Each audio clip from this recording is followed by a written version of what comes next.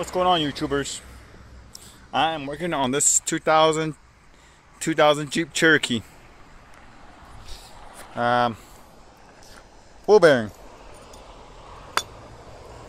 If your wheel bearings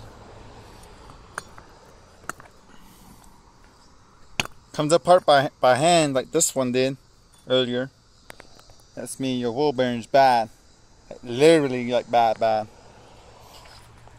sun.